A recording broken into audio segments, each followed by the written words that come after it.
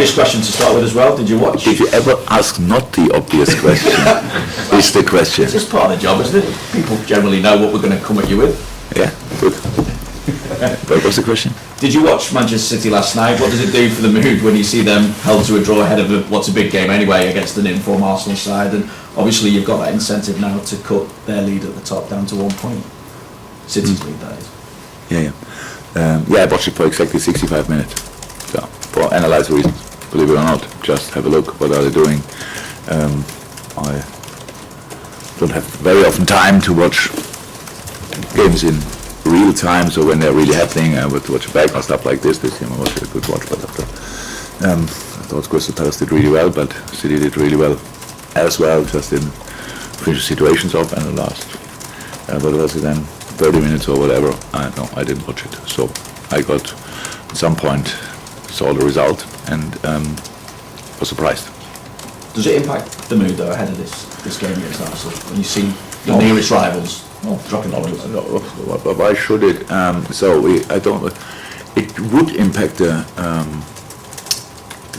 mood if we would be in our mind in this competition with City and think, okay, now we have them here and have them there or stuff like this. But in fact, we play Arsenal, and maybe are still 4 points behind, and I don't know how you can count points away at Arsenal just now already and think, it's only 1 point. So I think it's maybe easy for you, but it's 4 points, and we have to play this game, and that's what I'm concerned about. But as you all know, if we want to reach something in this Premier League, and you are not top of the table, you need to win all your games, and sometimes you need the other teams to drop points. I'm not sure that was now already necessary or not. We will see. It all depends on our results still. And that's why we think about them and not the others. What's the latest then on Mo Salah's injury, and will he be fit to be part of things tomorrow? Looks like Mo is a tough cookie, and he was only a little bit capsular, so we were quite happy and lucky with it, and was swollen, painful. Yesterday, a little less swollen, less painful. Now I got a message only before the press conference that Mo is ready to train, and we will see how that looks. Finally from me, and just on Mo once again, after we spoke about his contract on Friday, his agent tweeted 7 laughing emojis. Now, I don't know whether you're aware of this, are you? Did you take it as a response to what you'd had to say, and therefore does it impact negotiations at all? Have you heard any more as to where negotiations are at? I'm not on Twitter, not a good reason for that. But for him he's in a good mood, but you said in the beginning, I spoke about that. And actually, I shouldn't have, I don't think I said anything. It was like it is, but you got me in the trap or whatever. All of a sudden I created headline. The last thing I want to do in press conference is create headlines. And again, you just asked the question, I gave such a long answer. And yeah, no, but it's all fine. And I don't know about any kind of reactions and stuff like this. But that's not what I'm concerned about. It's just, I think that it's how it should be in a moment. The indecisive parties are in contact, and the rest we will see. Hi Jürgen. 8 Premier League wins in a row. You've only conceded 2 goals in that time. How strong do you feel you are defensively, and how important is that for your title hopes? It's the basis for everything. Whatever you want to achieve in football life is based on defensive discipline, on the attitude the team puts in, because you only can win whatever if you are consistent. If you want to be consistent, you have to defend with all you have, and everybody has to be involved in that and all these kind of things. Otherwise, it's not possible. So I consider myself as a positive person, but with our football games, I'm quite critical, to be honest. So I always think we could hear that we've done here better, and it's true. We can do better everywhere. But when someone tells me we conceded 2 in the last 8 or whatever, then it does mean I think immediately, okay, what was the mistake when we conceded these 2 goals. So it's still possible, and I know how good Arsenal is in the moment, and we shouldn't think about the defensive record we had. We should think about the defensive record for this game, and to defend them, we have to be really in a really good moment, because they are obviously they won as well a lot of games. I'm not sure, 5 at least, if not more. They are much more rested than we are. Obviously, we are in a very intense period. I heard now that we played, since we met last time, 12 games. They played 6. Oops. You feel all these games. That's how it is. We try to fix it with making changes, but all the players had rest and stuff like this. So it's a tough one tomorrow night, but we are still looking forward to it. I'm really looking forward to it. Mikkel's doing obviously an incredible job there, and you can really see week by week, month by month, the development they are doing together, and that's really impressive. And so, yeah, we have to be ready, but I sense we will be ready. Yeah, Mikel Arteta has been given the time to build something at Arsenal, and they look like they're becoming a force to be reckoned with again in the Premier League. Look how smart that is. You have the right guy, give him time, then you can get the benefit of it, and that's what obviously is happening there in the moment. So, yeah. Just in terms of the title race, 8 wins in a row suggests you are going to push Manchester City all the way. Do you feel that? It's a plan. That's a plan, of course. So that we keep being as annoying as possible. But it's like it's. I said we have to win our football game, so that doesn't happen. I say it here. So, and you know it anyway. Why should we say no? That's now not our cup of tea. No, of course we are very ambitious and very determined to do great stuff. But we respect a lot how good they are, and we respect even more how good all the other teams are we face on the way there. If you tell me, I have now not all 10 games we still have to play, but there are a few really tough ones in. Each Premier League game is tough, but a few are especially tough. One of them we play tomorrow night. And I'm sitting here and I'm thinking, and I would say we win 10 games. It doesn't sound very likely, but as long as it's possible, we will give it a proper try, I can tell you. Thanks, Jürgen. Good luck. Thank you. Julia? Jürgen, you spoke last week about fighting for everything you had, and at the start of the season, after winning the Premier League title, you said you don't defend the title, you're going to attack it from the start. Do you thrive then at this stage? How much do you thrive on this stage of the season when there's still so many things in front of you that you can have an opportunity to win? If you go through the last few years, you will see that there's never looked really differently, to be honest. There was a couple, I'm not sure how many years in my whole career where like we had not to go with all we have until last match day because something was there to grab. Was it to stay in the league, or was it a spot in the Europa League, or was it a spot in the Champions League, or was it becoming champion, or whatever? It's always like it's always the same, and that's what I said. If you build the whole season basis until a specific moment, and then the decisions will be made, and if you are close enough, you are involved in that decision making, and that's where we are. So we have reached the quarterfinal in 2 competitions, and the Premier League obviously not in the worst possible spot. So, but how we said, we create a basis, and now we have to be ready for a long finish with 10 games or 19, I don't know. But it's a finish, and we will give it a try, whatever happens. I was just wondering, because physically it's intense, but mentally how intense is it as well? Or does Very. adrenaline just take you through? Yeah, that helps massively. And yes, it is intense. So it's like,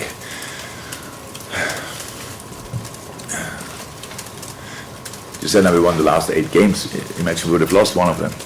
So it's still a good run. 7 games with 1 defeat. It sounds okay, just for us. It's like, oh God. Because you only be, yeah, that's right. And to bring yourself and or ourselves always in this mindset. For me, it's actually not a problem because I can delete the physical part. I'm not physically involved really, apart from start football once a week. And that's the. But of course, the boys and I know that, and so whatever help we can give in these moments, we give. And you can imagine the mood is good. It's not like crazy good, so it's just concentrated, focused, and good.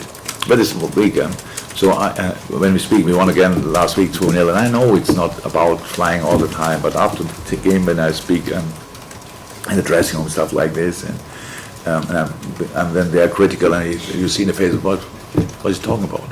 So like, what can we do more than winning and stuff like this? But it's about staying on track. It's about trying to improve in the best moment, even the best moment when you have that result-wise. How can we make sure? I didn't like too much that our the start in the last few games when the other teams were always slightly more energetic in the very beginning. I get that teams adapt a lot to us, and they have always a different match. So we prepare a game and we say, okay, they have a playing build-up, then they play against us and they kick only long balls, or it's the other way around, and all these kind of things. So it was a specific preparation, because we face very often teams who have more time than us to prepare the game. And so I accept 100% that we then have in the first 5-10 minutes we have to learn the game. So what's required today? But I still think we could do better. And that's what we try, and that's what we do, and that's how we keep ourselves in line, that we constantly try to improve things and don't think about the last result, don't think about the next result, think just about the next game and try to play your best football possible. Chris, from the other side. Hi, Jürgen. Hi. On Mikel Arteta, you mentioned earlier about him being given the time at Arsenal. What do you think? No, he said they gave him the time. Sorry. I didn't say. Yeah. But what do you think he's done in particular to get Arsenal into this position after what was a poor start to the season from them? I can't even remember their start, to be honest. As you see them playing now, and I just see that they have a clear structure, a clear idea, have how I think a really good team, like properly tuned. You can see a clear idea how they want to play football. It's possession based. Not sure about us, but in general it's possession based, and is young, full of talent, full of joy. So what you can see if you go through the lineup is an experienced striker up front with Lacazette, and then 3 very exciting young boys behind them. Then a bit more experience again on the double 6, and then a pretty young last line and a young, really good goalie. So that's already sounds. And there's Smith Rowe not even in. So on top of that, and other guys, and all these kind of things. So it's really interesting. You cannot see differently. Other teams will not like it because another big name back on track 100%, but that's how it looks. And at the start of February, you called John Matip one of the best free signings in Liverpool's history, and since then, he's gone to score against Leeds, won Premier League Player of the Month of February as well, and got a great assist for Luis Diaz's brave goal at the weekend. Would you say this is the best form Joel's been in since he's been at the club? No, most obvious form for people because of the outcome of these situations, scores, sets up, these kind of things. No, Joel is pretty consistent since he's here. When he's fit, it was always good. Can't remember. It's now not he didn't play 100% all-time outstanding games, but a lot when he was fit. And now I think it's just most obvious in the moment because of scoring and these kind of things, and Player of the Month. It's absolutely great. Yeah, he was before in a similar shape, and long may it continue. Thank you. Welcome. Carl at the back. Very good. You always say that if you're in a position around about March, April time, you can push for everything. I'm just wondering, is there any more you can press on the accelerator at this stage, considering you've won 8 in a row already?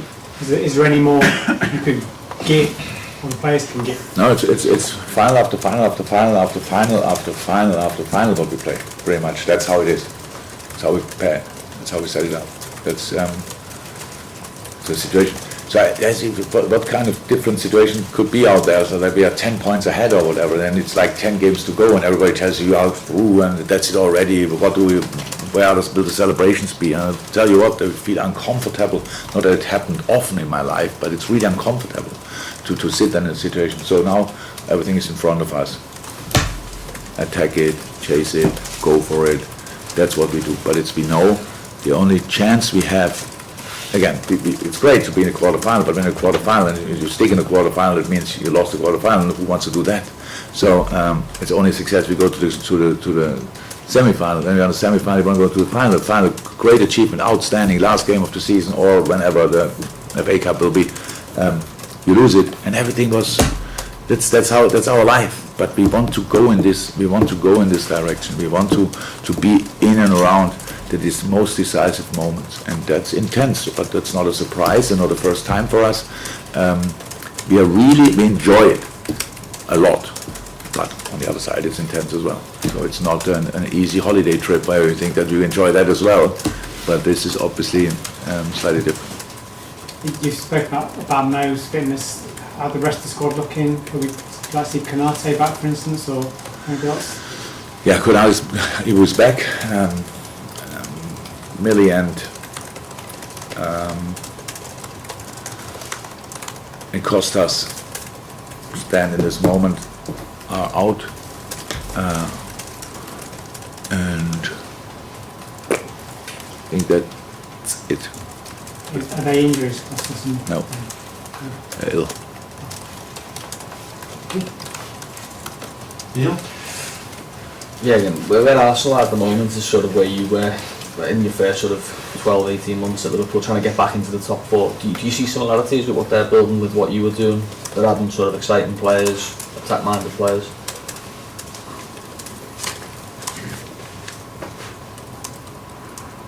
I don't know if they would like it if I say yes, there are similarities, to be honest.